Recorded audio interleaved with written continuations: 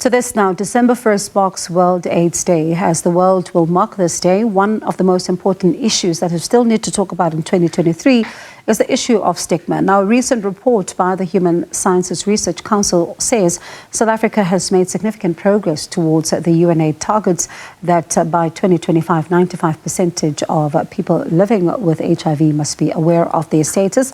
But let's talk about how big of an issue is now when it comes to stigma. And we speak now to CAPRISA Head of Community Program Treatment Action Campaign Deputy General Secretary Patrick Mdletshe, who joins us live now. Thank you so much for your time, Patrick. One, thinks about it, it's 2023 and we're still talking about the issue of stigma. And I'd like us to, for those viewers who are still confused by what we mean when we actually talk about stigma, let's take them on board and tell them what it is. Thank you very much. Greetings to you and greetings to the viewers at home. Indeed, we come a long way as a country in responding to HIV. But today we have a serious issue around the issues of stigma. There are two kinds of stigma. The first stigma is the external stigma, where you are actually being ostracized or either being named by the people in the community, which is a really, really heavy stigma. This is a very same stigma that killed Dlamini in 2008, in 1998. Before the birth of TAC. So because of ignorance and all that, but because of now we have ARVs, HIV is not now seen as a death sentence. Now people living longer and all that. So in a way, we have actually shifted from that particular stigma.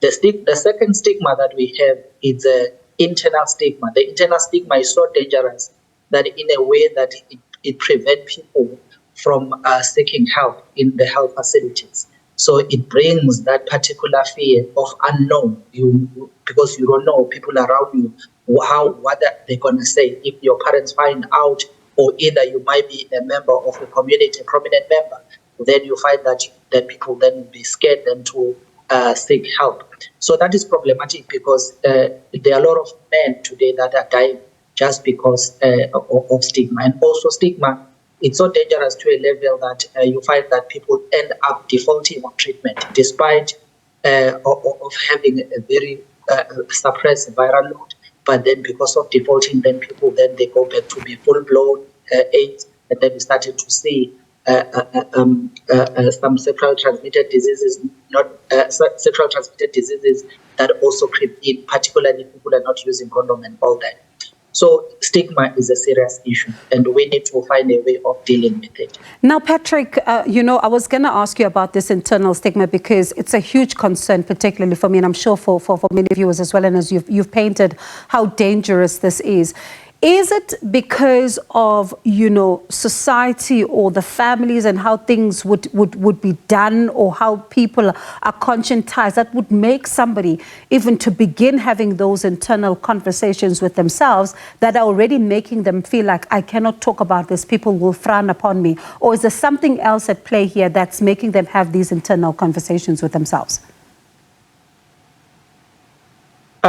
The road for an individual to live a healthy life and a productive life, it starts with the individual. It starts first with you accepting the fact that you are HIV positive.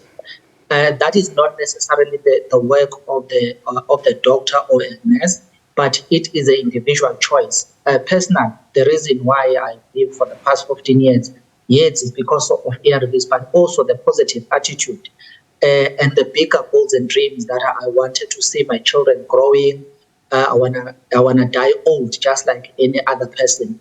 So all that starts with you as a person, but also the environment and your surroundings is also very, very important. Getting necessary support from your family members and all those things, they actually contributing to your well-being, but also being active, gym and all that is very, very important. But the other issue, it's the effect of the socio-economical issues, which also prevent people to disclose their HIV status, which we do not want anyway for people to disclose their status unless they are mentally ready. They are mentally ready and also they are having enough support around them. So people then need them to have to build those cushions around them so that they're able to live longer and properly and have the necessary support. But the reason of the internal stigma purely it's a fear of unknown, of being judged by the community, depending who you are and where you are. But then also there are other really issues that when we go to our health facilities, you'll find that in some health facilities, unknowingly, they're pushing people away by making that in their health facility, you'll find that there is room 8, where you'll find people, whoever that is HIV positive, need to go there to collect their treatment or collect their drugs. And that is problematic because it's stigmatizing people living with HIV. So we are all saying we need to start to integrate the healthcare services, the one-stop shop kind of healthcare service, where you get into a nurse or a doctor, then you are being examined, then you get your treatment, and then you go. So also the issue of confidentiality is really a serious issue. When you're not ready, psychologically not ready to disclose your status, then you need to be given an opportunity then to grow or summon that courage within you, so that until you reach that level. But sometimes you find that some of our health, because of the way in which they handle information that is problematic, then it also calls for stigma. So, Patrick, let's talk then tonight to, family members who would have people come, or friends or acquaintances, whoever you are, where someone can come and disclose their status to you. How do you begin to process this, and also making sure that you don't alienate them, but at the same time you protect as you say, their information, and also just work with them through some of their concerns?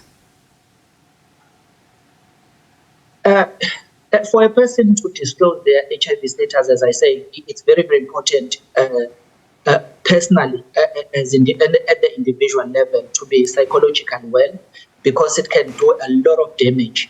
Apart from people being the one that are judging you, but the first judging that would come from within you. So for family members, I strongly suggest that you first go for healing, you accept yourself, then from there, then you can ask for a professional help so that you are being guided and to say, how can you actually do the disclosure properly? But then also, you know your family better. You know when people are ready, or they know that they can handle this, or when they can't. So you need to be strategic, but at the very same time, you need to acquire more knowledge and information around the subject and understanding your own family.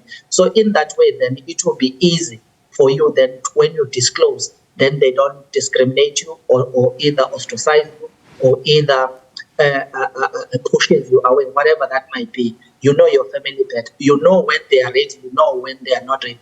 You first started slowly by throwing in, what if the person in this house is actually HIV positive? How would you actually react? All those things, I think they are very, very important, so that later when you disclose, then they actually find a way of accepting you and your HIV status. Remember, you're not doing it for your family, but you're doing it for yourself, so that you can get support from your family, because your family is all what you have, so they need to find a way of supporting you. But also, if you are mentally well and you're mentally stable, you do not need to really disclose your status, as long as you are fit and you do not need necessarily support. But there are people that are close to you that's supposed to know about your HIV status, because there are times where you'll find that you do need support. But then if you never disclose, we do not know that you're taking ARVs, then we weren't able to say anything. So it is important then to find a friend, or either the family members, but a family member that you really, really trust them. Thank you so much. Yeah, thank you so much for that, Patrick. And I do hope we get to speak again, because these are quite important conversation at a practical level as to how does somebody begin to, disclose their status, but at the same time, how do as the families, begin to react, the friends, everyone around those particular individuals, and what stigma looks like in 2023. That was CAPRISA Head of Community Program Treatment Action Campaign, Deputy General Secretary Patrick Mdletshe.